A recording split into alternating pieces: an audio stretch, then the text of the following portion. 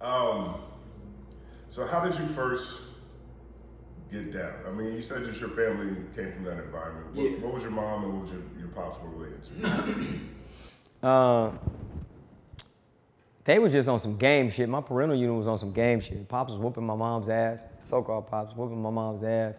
I remember in New Orleans just seeing shit at a young ass age that I was like, I hate this motherfucker. I'm gonna kill him with this little Swiss knife. You know what I'm saying? So I remember when Pac said, I was looking for a father, he was gone. I didn't relate to that. I wasn't looking for a father because he was gone. I had my mom and I was content with that. Sometimes you don't know what you don't miss, but other times when you see violence or different things and you like, oh, I could do without that.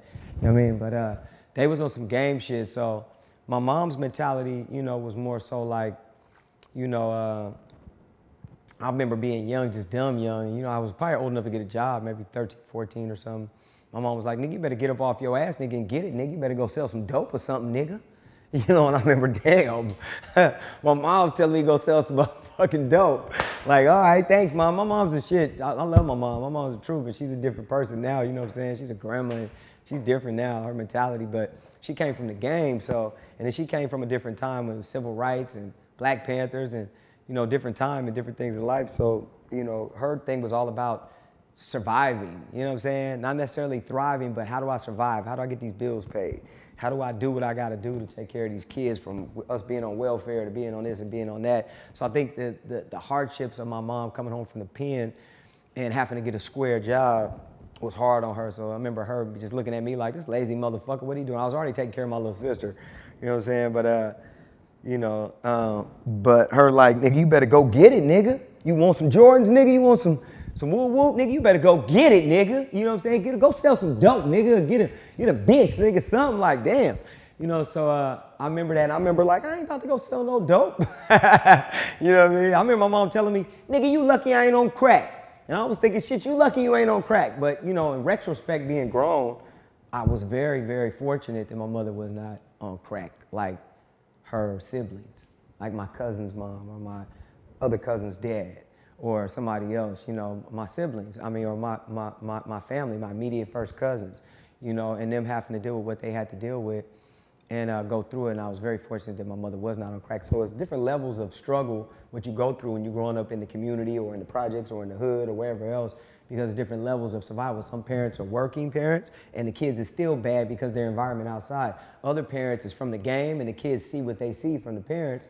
You know what I'm saying? So mom's selling dope, mom's pimping, mom's hoeing, or dad pimping, macking, doing whatever, you looking at that, or cripping or selling dope or something. It's like a first nature. For me, I wanted to do anything but be a part of the family business, to be a part of the game. You know what I mean? I didn't want to be a part of the game. You know what I mean? I didn't. At a young age, I was like, I ain't about to do that. You know what I'm saying? Like, I'm cool on all that. Just because grandfather, your dad, or your mom's a drunk don't mean you got to be a drunk. You know what I mean? So I was like, oh, they from the game. I'm a child of the game, so I know what's up, but I don't necessarily see my life path going that way. I want to be an attorney. You know, I want to do some different shit. I want to play sports. I want to rap. You know what I'm saying? I knew at a young age I was going to rap. A young age, 3rd, 4th grade. You know what I mean? Younger than most. So, you know. So you moved to the South Central. Yeah. And then you become a part of the game? Well, I was a part of the game before I officially moved into the set. You know what I'm saying? I was already from the set. I was already from it. My family I was already juiced in through family, but I had to prove who I was with my own 2 hands and my own 2 feet. You know what I'm saying? I stand on my own square instead of using my family name or my cousins. Oh, it's my cousin, woo woo. I remember one of my G homies who passed away now, Jaime, KIP, was like, you ain't gonna be able to just live on your cousin's name or nothing like that. You gotta do your own thing. I was like, I know. You know, but I remember once I made a decision, and I remember we was on a lick before. What's the definition of lick? Taking a nigga shit. Nigga, put that on something. I put that on a click. That was an E40 bar back in the day. But I remember reading some snitch paperwork off subject. Somebody out here had told on one of the homies, and he put definition of a lick to the police. What's a lick? He was like, it's taking a motherfucking shit, robbing them, doing this. I was like, he's a snitch. But 40 was just speaking the street gospel. He was talking that truth. But I was already juiced in with the fam already and loved already. I was called the youngster. That's why when I came up with the name, when they started calling me Young Dre. And then the truth, was added later. people saying, he the truth. Like, where the youngster at? Because I was hanging out with my older cousin and his friends that are 4 or 5 years older than me. So I'm running around with them. So when he went to the pen, I think I was 13. He was maybe 19, 18, 19, maybe 18. He went to the pen, and I remember he had, Crips used to wear these overalls like the train station coveralls, like the overalls, you know what I mean? And ones with the snaps on it right there, and you know, put the pants on and put the, you know, the strap over with the snaps. So I remember my cousin had left his in there, and he left his khakis in there. And I dug in there, and there was some money up in there. And I remember grabbing the money like, damn, I'm blessed, he got me. So I started putting on his shit. I was already wearing the crown. The crown is the KC helmet I was wearing. And I was already wearing the crown. And I remember just putting that shit on and going to school, and people like, damn, you from that? I was like, well, you know, shit, my family is, I'm repping it. Yeah, what's happening? What's up, cuz? But I wasn't from set yet. You know what I'm saying? I was just a family affiliate. You know what I'm saying? Which means a lot, especially if you grew up in LA and you in LA and your family is Bloods or your family is Crips, your family's a SA. You could be killed by being from that neighborhood, even if you don't even affiliate with Nam motherfucker on the block. Where you stay at? Oh, I stay on 83rd Central. Really? Oh, I stay on 79. I stay on, you know, you'll be charged with being from that area. Walking down the street, you could be killed, being mistaken, you know, or just a message.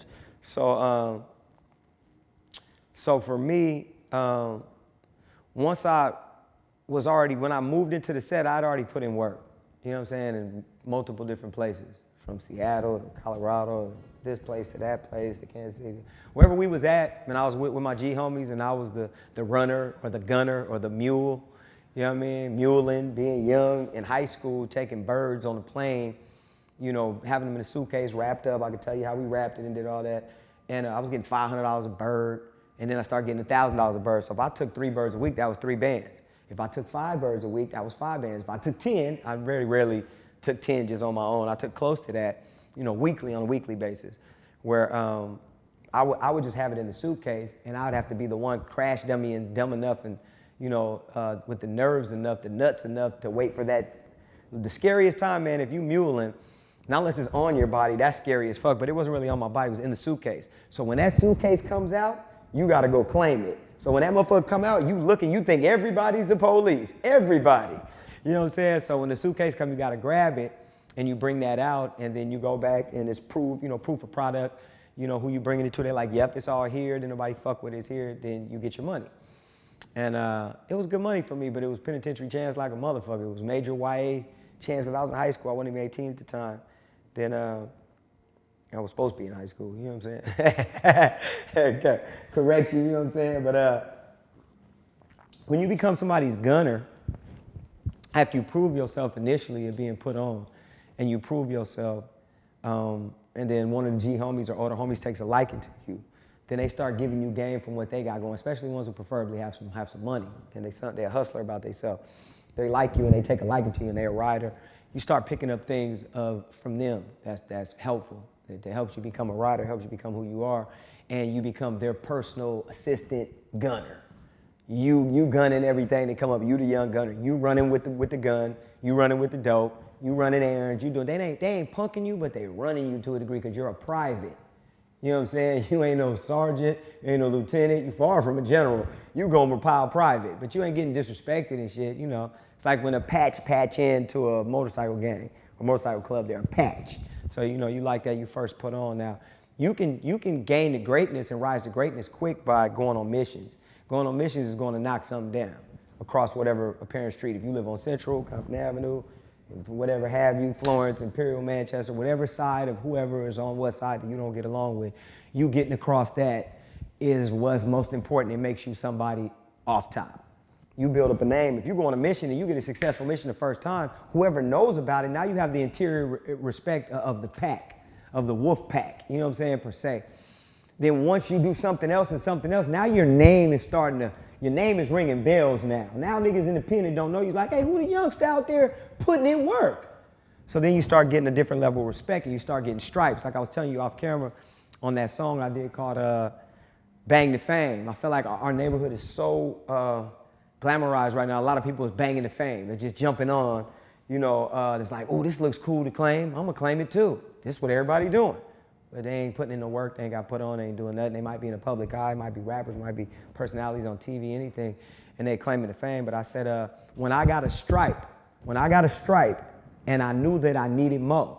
So when I got my first stripe, I knew I needed more. I remember even before I got my first official stripe, I remember when I first popped on something, and I was the one saying we was going for a lick, and we was about to hit something for some tree.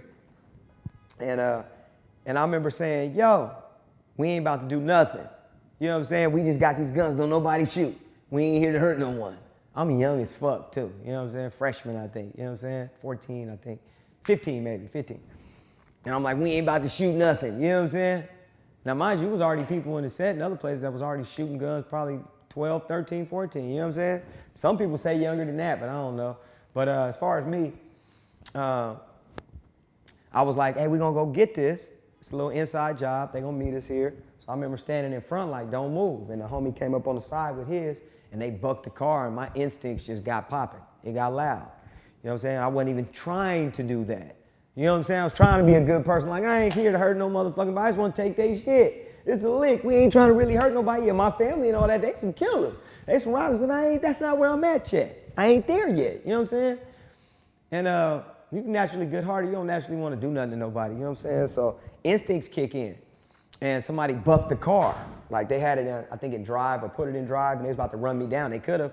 I was like, hey, don't move. They bucked that car and it got loud, and glass looked like a spider web at that time. A couple of things went through, and I remember somebody saying, hey, he crazy. You know what I'm saying? And I remember my homeboy got off too, but when we went back to the hideout, he was like, shh. He didn't want nobody to know. He just wanted people to think that they thought what they saw was something involved with me. You know what I'm saying? Which we don't know exactly if that's what happened. You know what I'm saying? You know, but I remember the homie saying, shh, and I didn't say nothing. But I remember that was even before I got officially put on. That was something that was just me being with my crew in the streets and trying to come up and doing shit, doing stupid shit and being involved with the gangster mentality and the hood mentality and the rider life. Like coming up knowing this is what I'm gonna do. So I remember doing a song after that called At the Point of No Return. And I remember at that point, you change. You know, you change after your first real fight and you whoop something. You feel a different energy. If you shoot something, if you're defending your family as a man and you kill something or you shoot something or someone or an animal or something, you feel different the next day. You feel different immediately after. You feel like a different, you remember Highlander? When Highlander, they cut the neck off and the power would go, you get like, it's like when Pac was Juice, when he had the strap. You know what I'm saying? He was like, nigga, I kill you. He was tripping. You know what I'm saying? Bishop was tripping. Bishop was out of his mind. I didn't like Bishop, but we fucked with him. Great movie. But you know, you feel different. So me making that song At the Point of No Return, I knew I had changed. I knew I was capable of something more than what I thought I was capable of before that. You feel me? I was like, damn, I could do this? If you stab something to defend yourself, like, damn, I stab a motherfucker now. I'll gun you down now. You know what I'm saying? So that makes you worth something when you come in and you start being affiliated of an army. Being part of what's like being in South Central was being part of a platoon in an army to a degree. You know, less heat, but the danger of just wanting the love, loving something so much will make you able to kill for that. Loving something so much will make you kill for it. And a quick example is when a lot of people are put onto a hood and they get down, how do you immediately hate your enemies? You ain't never had no encounter with them. You don't know them. You ain't never fought them. You ain't never shot them. You never been shot at. How you start to develop some hate for them is being in shootouts, being chilling, just loving, hanging with the homies and the homegirls, hanging, being normal. Bop, bop, bop, you get shot. Now you like, ooh, that was them? Oh, let's get cracking. So then you start developing, you know, that energy. You know what I'm saying? That's why I could tell other states and places like when New York was just banging in the 90s, I was like, I'm gonna tell y'all future, this was gonna happen. You know what I'm saying? On up to a Pop Smoke time or other people's time, it was levels to this shit, you know, of seeing someone's future because we went through it. But saying all that to say is once I started putting in work, you know, and people saw me fight, you know, saw I wasn't, you know, no sucker, and I was down from I wasn't no bitch. I was, you know, I'm a man, young man, and I'm gonna stay down. I'm gonna fight the homie. I'm gonna fight this nigga. We getting in the brawls. I'm fighting. Now it's time for me to be a superhero. You know what I mean? Super crip. Now you can be a superhero. Now you can show out in front of everybody when something's happening and somebody's posing a threat and you come and rise to the occasion broad daylight and neutralize the threat. That's public now. Now you're in front of everybody. You can never go back from that. So you at the point past of no return. Now you have the respect. Now motherfuckers like, oh, cuz a rider, cuz a loc.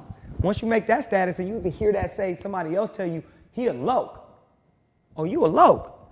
You got to live up to that now because you are that and you want to live up to that. You want to be that. You want to be the downest and you want people to be able to count on that and to know that it's like it's like a dependable car.